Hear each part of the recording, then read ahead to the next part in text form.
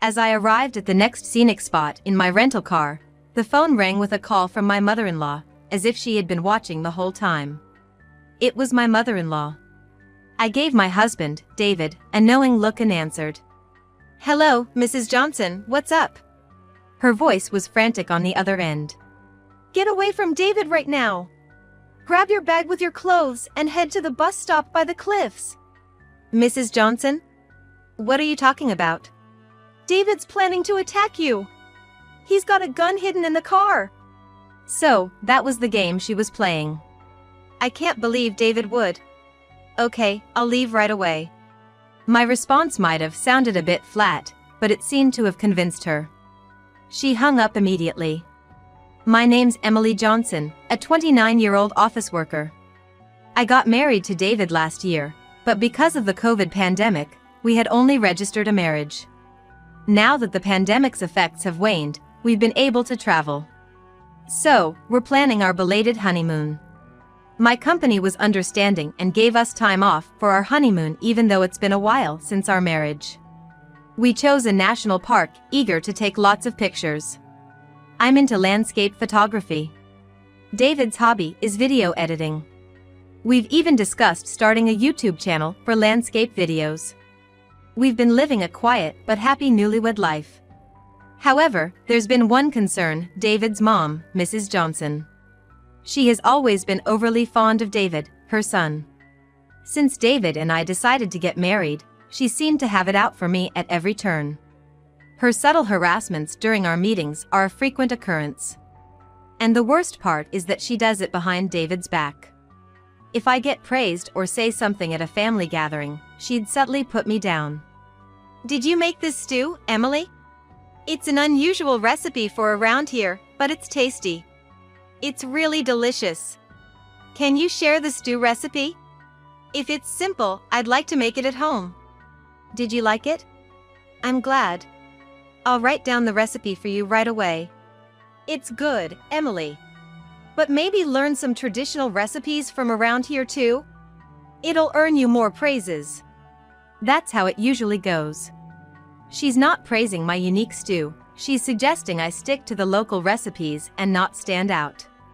In fact, after the relatives left and it was just me and Mrs. Johnson doing the dishes, it was a barrage of sarcasm. "Always wanting to stand out, making such a salty stew. Planning on giving our family high blood pressure or something? Scary woman." "I tasted it, did you find it too salty? I'll go lighter on the salt next time." "I don't even want to eat your salty stew anymore.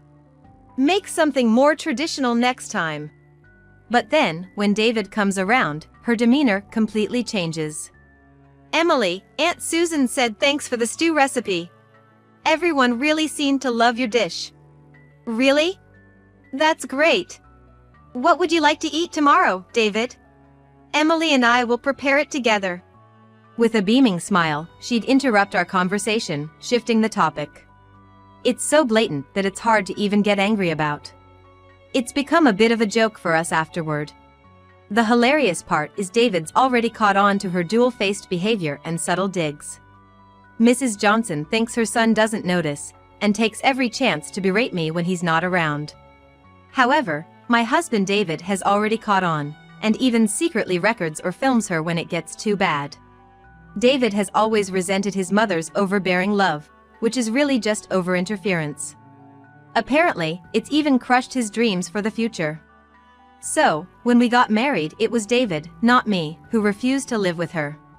Despite the happy occasion, it seems like Mrs. Johnson thinks I was the one who manipulated him. Her excessive love for her son blinds her to everything around her. I worry she'll do something foolish one of these days. On another note, we've finally decided on the details for our belated honeymoon.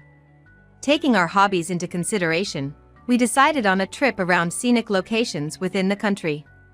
I'm excitedly preparing cameras and other equipment. David is also getting a smartphone without a SIM card to take videos. We've packed a traveling bag with clothing and toiletries. We'll be able to see canyons and waterfalls on this trip. I want to take beautiful pictures, so we need to check the weather forecast too. You're right. Landscapes shrouded in mist and clouds are mysterious and beautiful, but I really hope it's sunny. We laughed together as we continued our preparations. But even at a time like this, Mrs. Johnson interferes. A phone call. It's Mrs. Johnson as expected. Hello. I answered the phone in front of David and quickly switched it to speakerphone. Hello, Emily? Are you really planning on traveling with David? You've been married for over a year, and now you're going on a honeymoon. What are you thinking? It seems she wants to stop me from traveling with my husband. The best response to this is to flaunt the trip. Of course. We finally don't have any restrictions. David's company and mine have approved the leave for our honeymoon, and we're going to enjoy ourselves to the fullest.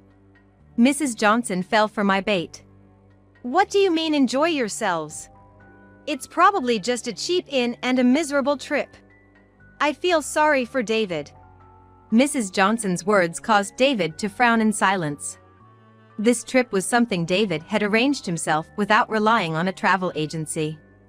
I looked at David's face and changed my tone. Oh, no, it's not a cheap inn at all. David arranged everything. We're staying at a super luxury hotel with an amazing view. Of course, the food is 5-star too. And yet, it's all at a very affordable price.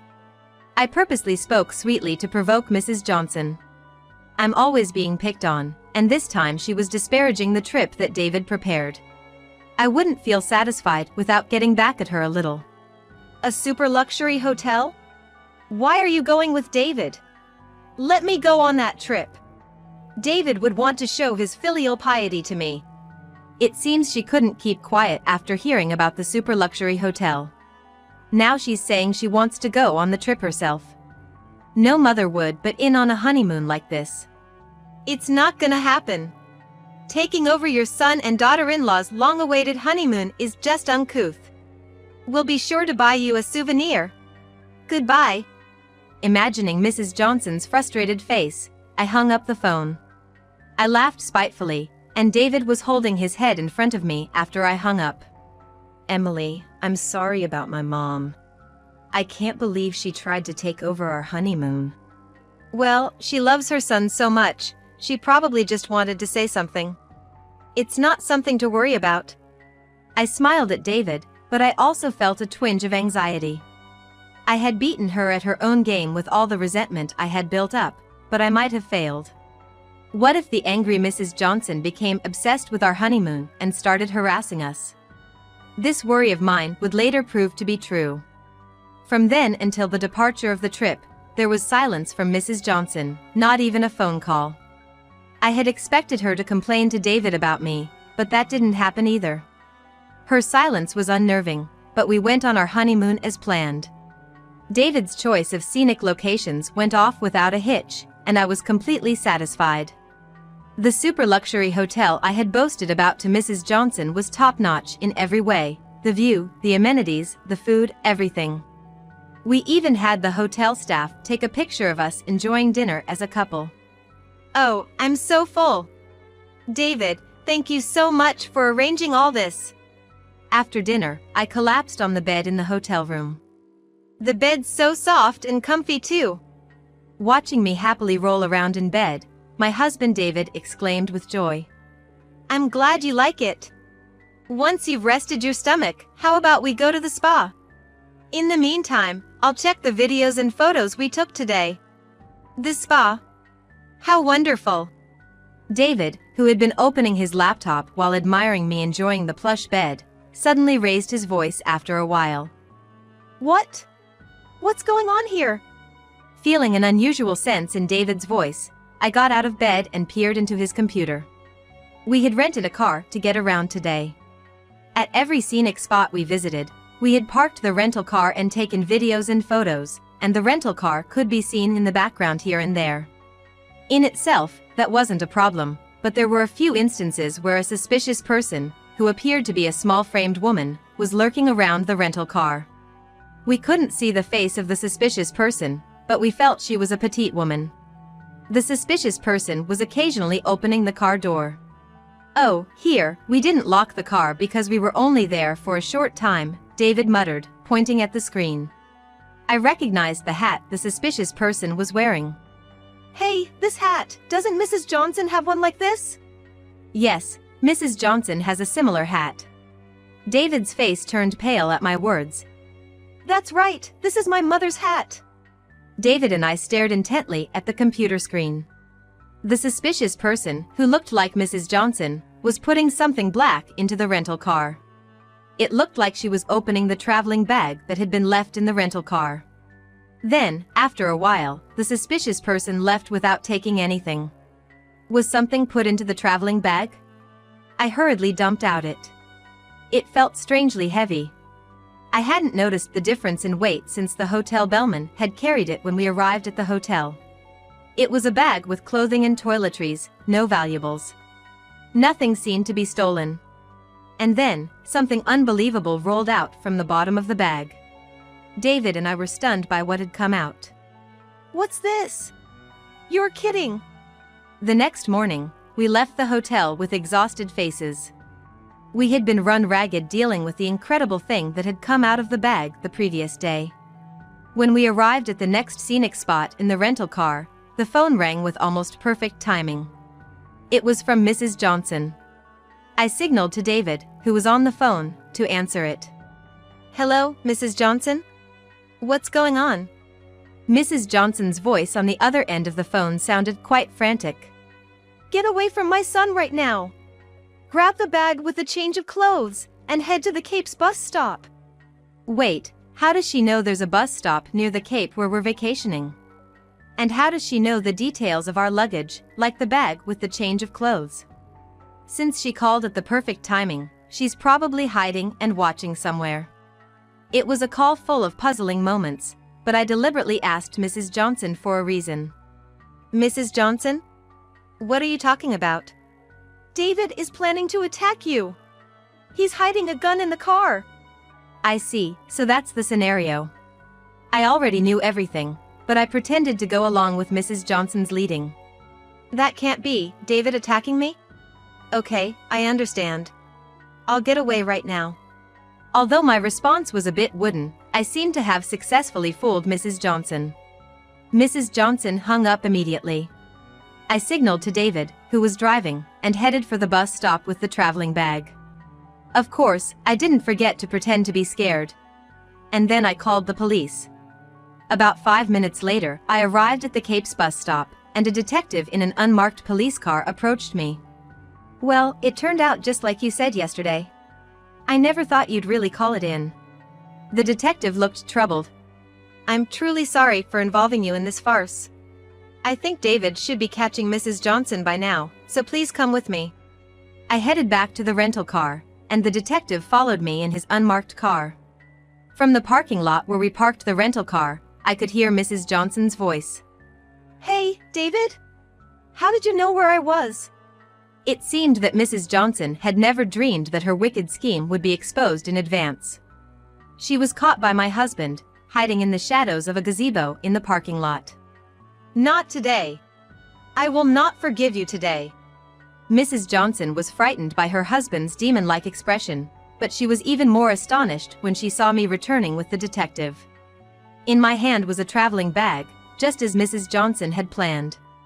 Upon seeing it, Mrs. Johnson started to scream. "Officer, arrest that woman right away. She's hiding a gun in that bag.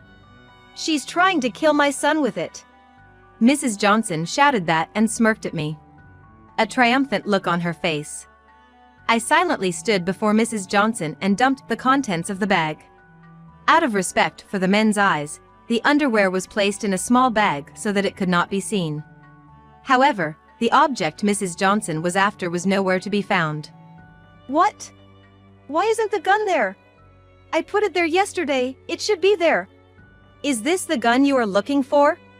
The detective showed Mrs. Johnson a photo. It was a picture of a hunting rifle placed in a plastic bag. Upon seeing the photograph the detective presented, Mrs. Johnson's face turned pale. "That hunting rifle, it belonged to my late father-in-law, didn't it? Honestly, how did you manage to open the gun safe?"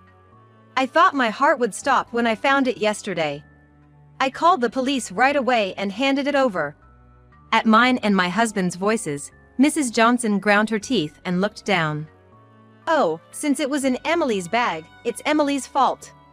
I have nothing to do with it." Mrs. Johnson started yelling in desperation. My husband and I sighed deeply. But then, the detective approached Mrs. Johnson with a big smile on his face. "Yeah, because it was in Emily's bag, we had to ask her about it. We spent hours questioning her yesterday, even though it was supposed to be a vacation.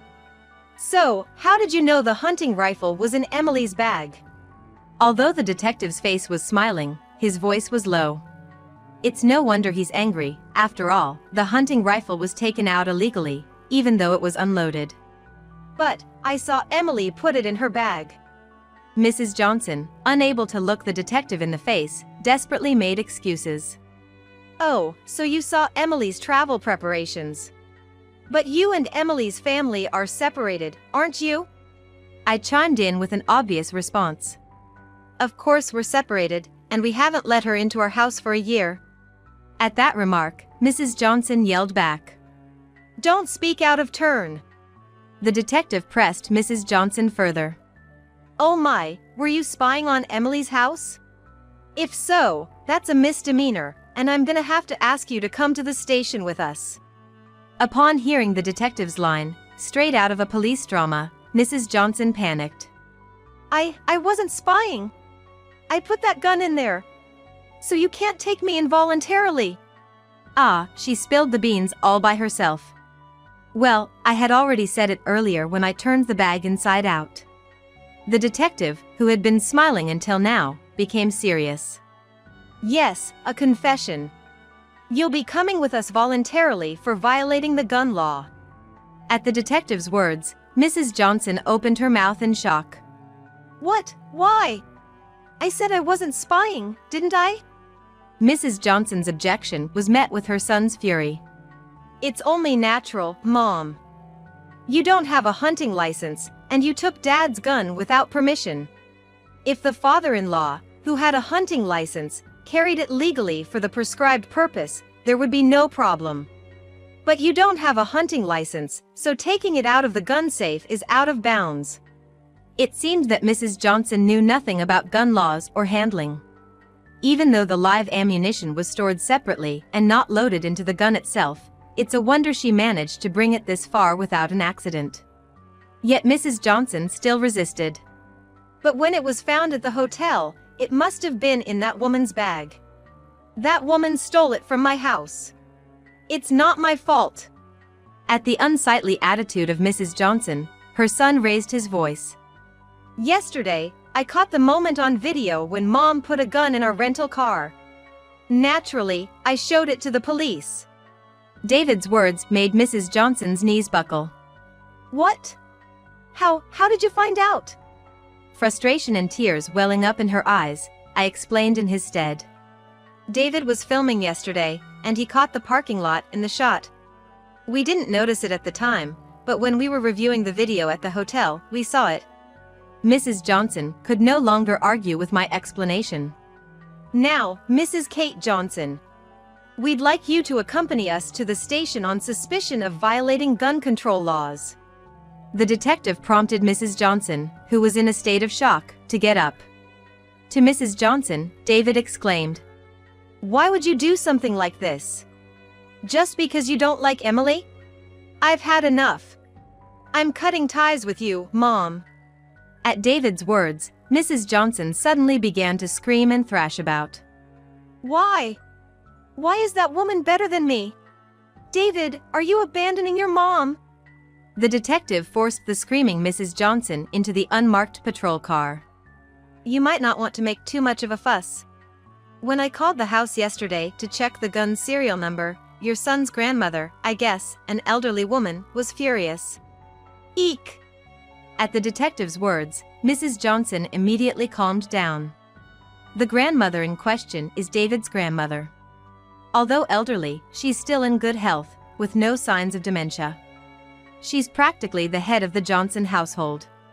Mrs. Johnson is in a state of complete submission to her. Even though she's the head of the household, she's not an unreasonable person towards others. Whenever I visit the in-laws, she's always so happy to see me, affectionately calling me Emily dear. She's a kind person. Though strict with Mrs. Johnson about household chores, she took care of her own room and private bathroom. It must have been quite something to make her so angry. As I muttered under my breath, the detective informed me. Apparently, since your father-in-law's death, your husband's grandmother has been keeping the hunting rifle as a keepsake. But the box with the keepsake in it was ransacked the other day. Upon learning that this led to the recent commotion, she was incredibly furious. The detective exaggerated a shiver. I see, Mrs. Johnson must have ransacked her room to get the key. It's not hard to imagine her anger at having her son's keepsake disturbed. Afterwards, David spoke to the detective. I'm not gonna pick up Mom at the police station after this. At David's words, Mrs. Johnson's face changed to one of despair. The detective laughed and waved as he explained. Yeah, David and Emily, you continue your vacation. Your grandmother insists on it, and her representative is on the way here. With that, the detective left with Mrs. Johnson. David heaved a big sigh. Emily, I'm really sorry. Our vacation turned into this. It's okay, it ended without incident. Let's just enjoy the trip, shall we? I said, and David looked relieved. Then he quietly told me. I'm relieved that it's not Grandma coming, but her representative. When Grandma gets really mad, she's terrifying. If she had come this time, she might have torn down the police station with her loud yelling. After that, we were able to enjoy our vacation, taking lots of lovely photos and videos and making good memories. Mrs. Johnson was not arrested but was sent to court for violating gun control laws. Fined or imprisoned or both, she's now anxiously awaiting the trial's outcome. After we returned from our trip, my husband's grandmother apologized for Mrs. Johnson's behavior. She blamed herself for leaving her son's keepsake hunting rifle locked in the house, leading to all this trouble, and apologized in tears. We decided to have the local police dispose of the hunting rifle. When handing over the rifle at the station, I asked to take a picture of it for her, so she could at least keep a photograph as a memento. My husband's grandmother, who had cried and apologized to me and David, was ruthless with Mrs. Johnson. According to a relative who went to pick her up, she lectured Mrs. Johnson in a voice that echoed throughout the neighborhood for over 30 minutes. Oh, so your grandma really does get that angry. That's why Mom always obeyed Grandma completely. Now the whole neighborhood knows about Mom's wrongdoing. Yes, thanks to his grandma's lecture, the incident became widely known, and Mrs. Johnson could no longer walk the streets. After learning that David had severed ties with her, his grandmother obtained permission from the police station and prosecutor's office and sent Mrs. Johnson to a farm run by a relative. Located in a basin-like area in the remote mountains in Nebraska. Even if she wanted to return here, it would take about 3 hours by car. Working herself to exhaustion on the farm, escaping would surely be impossible. After a while, it was discovered that I was pregnant. My husband, his grandmother, and the relatives were all thrilled. His grandmother was already caught up in great-grandchild fever and began to strengthen her legs. She seems to be planning to compete with my husband to take the baby for walks in the stroller. To make sure she doesn't drop the great-grandchild when holding it, she's also started working on her upper body strength. It's good to see her, who was quite downcast because of Mrs. Johnson's fuss, getting her spirits back. Today, my husband and I are getting all the baby gear together. If it's with your grandma, I'd like to live together. She's really happy about it, and it seems like she'll live a long time after the baby is born. Taking care of the baby with Grandma, we're gonna manage somehow, huh? Well, if she's gonna live longer, I'll be happy too, and I'll talk to Grandma about it. I picked up the camera. When the baby is born, I'm gonna take lots of pictures. Of the baby, my husband, his grandma, and family photos as well. With such thoughts, I was rubbing my belly.